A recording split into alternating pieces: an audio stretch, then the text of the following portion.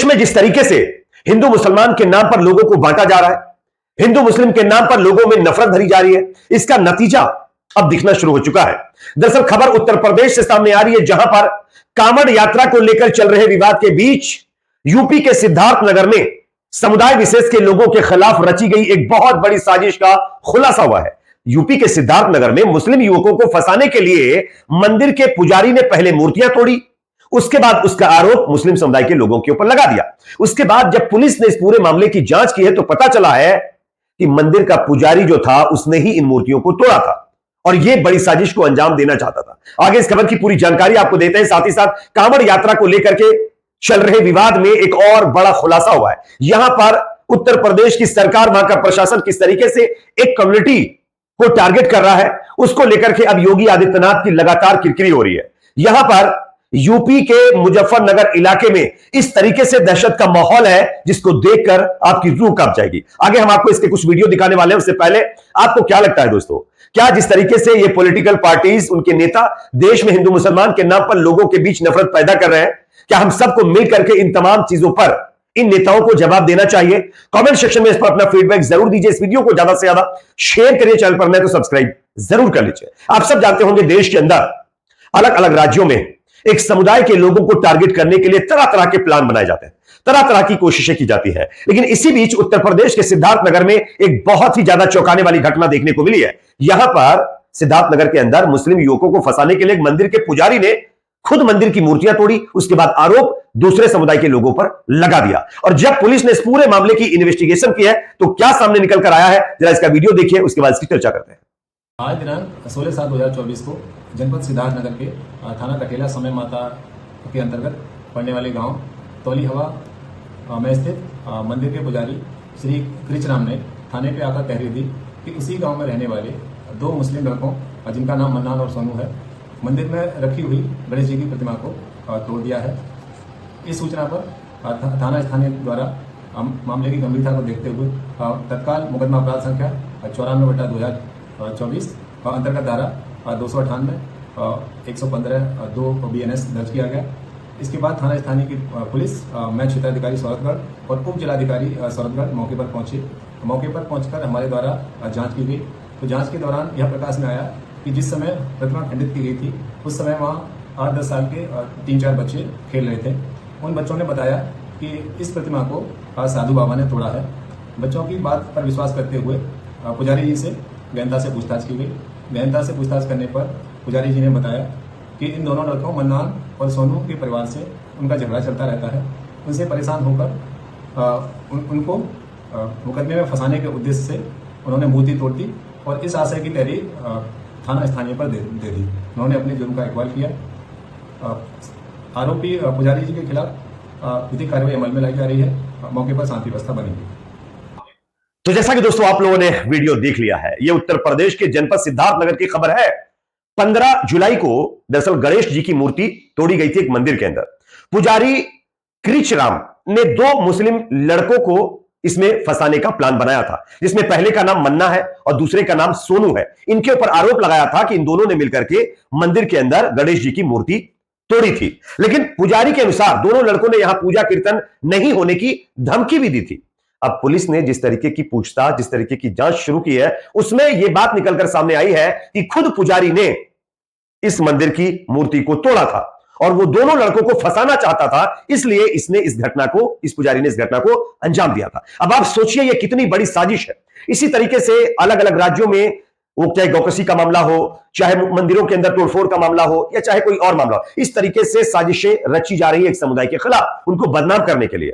अच्छी बात यह रही कि सिद्धार्थनगर पुलिस ने बहुत ही ज्यादा चालाकी से इस पूरी घटना का पर्दाफाश किया और पुजारी को फिलहाल गिरफ्तार किया है। यह अपने आप में दर्शाता है कि देश के अंदर माहौल खराब करने का एक बहुत बड़ा प्लान चल रहा है, बहुत बड़ी साजिश चल रही है। आप सबसे रिक्वेस्ट है कि बिना किसी जांच के, बिना किसी पुख्ता सबूत के कहीं भी अगर इस तरीके की घटना होती है तो जल्दी रिएक्ट ना करें, पहले छानबीन कर लें कि इसका असली गुनहगार है कौन। अब दूसरी खबर की बात करते हैं जो कि उत्तर प्रदेश से सामने आ रही है। यूपी के अंदर कांवड़ यात्रा जुलाई में शुरू होना है, लेकिन उससे पहले कांवड़ यात्रा निकालने को लेकर के एक नया विवाद खड़ा हो गया। दरअसल कांवड़ यात्रा मार्ग पर यात्रियों को किसी भी भ्रम से बचने के लिए होटल ठेले पर फल या अन्य खाने पीने के सामान बेचने वाले लोगों से मालिक और कर्मचारियों के नाम लिखकर लगाने को यूपी प्रशासन, वहां की पुलिस के द्वारा कहा गया है, जिसके बाद कई लोगों ने इस पर अमल भी करना शुरू कर दिया है। कई लोगों ने मजबूरन जो है इन तमाम चीजों को मानना शुरू कर दिया है। लेकिन इस कांवड़ यात्रा के विवाद को लेकर के अब जो ताजा अपडेट सामने आ रही है उससे भी ज्यादा चौंकाने वाली है।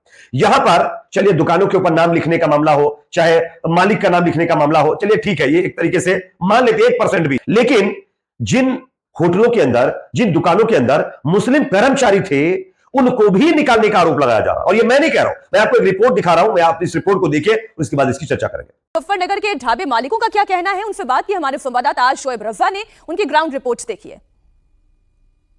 मैं इस वक्त खतौली में मौजूद हूँ और ये ढाबा है शिवा पंजाबी टूरिस्ट ढाबा, जिसके ऑनर है विश्वजीत चौधरी। हालांकि हमारे साथ अभी दूसरे जो यहाँ काम करने वाले लोग हैं वो भी मौजूद है।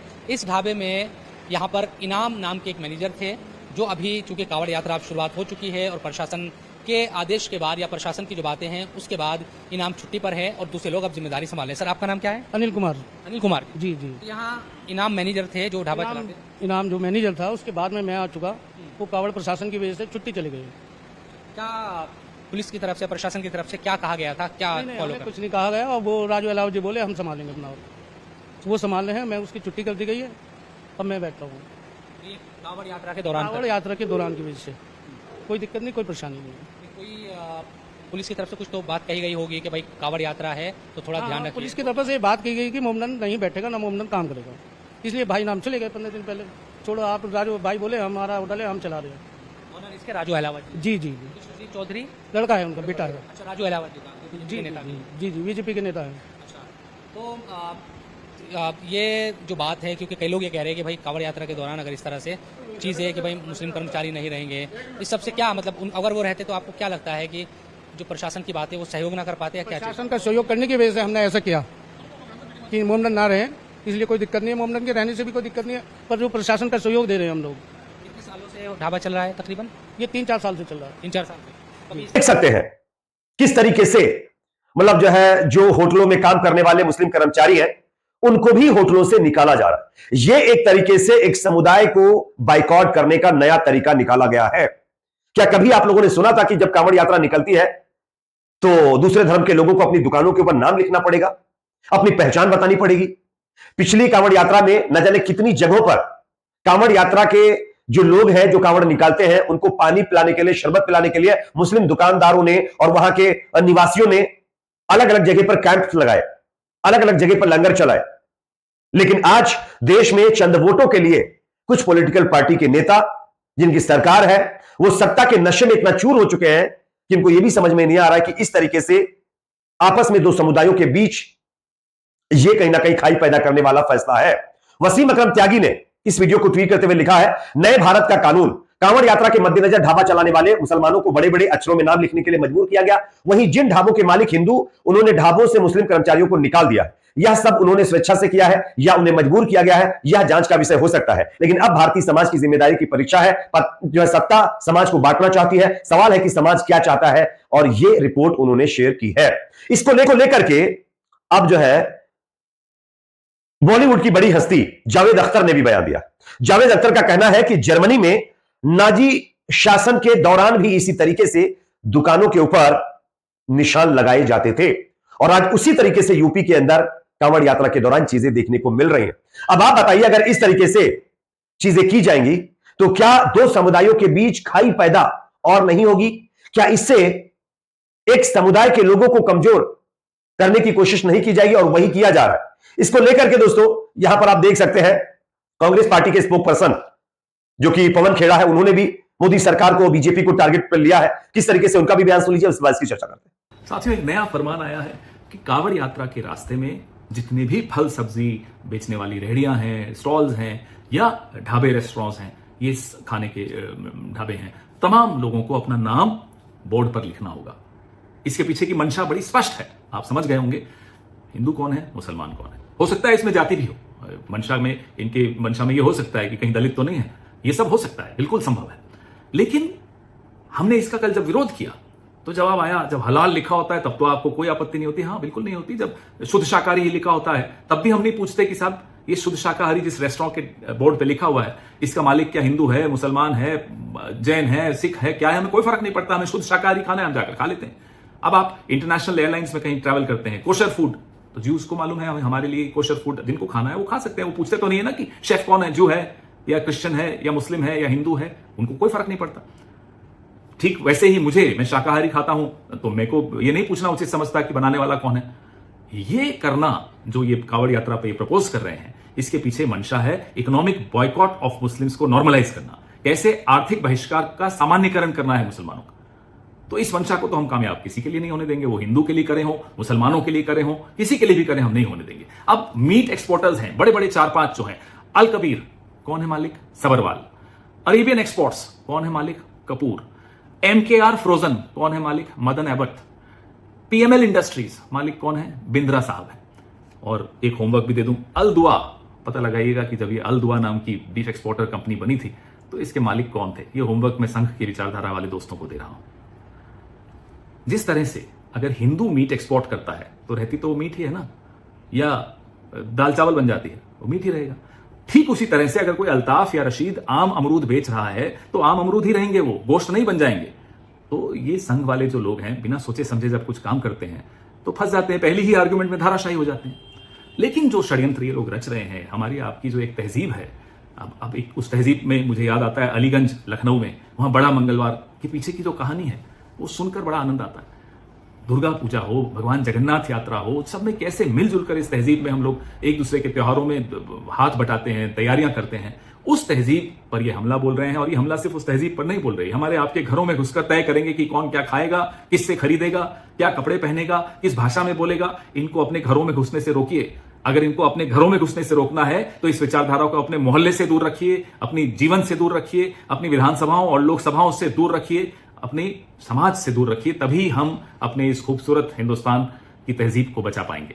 तो जैसा कि दोस्तों आप लोगों ने ये वीडियो देख लिया है, यहां पर पवन खेड़ा ने कहा है कि सिर्फ मुसलमानों को निशाना बनाया गया है, किसी दलित या अन्य धर्म के व्यक्ति से पुलिस ने तू भी नहीं कहा है। इसलिए अगर आप बोल रहे हैं तो सीधा बोलिएगा कि सीधा मुस्लिमों को निशाना बनाया गया है। जब दलित को निशाना बनाया जाएगा तो हम आपसे पहले ही बोल देंगे कि दलितों के साथ बेहद गलत किया जा रहा है। आर्थिक बॉयकॉट की अपीलें मुस्लिमों के लिए की जा रही है, बहुत दुर्भाग्यपूर्ण है।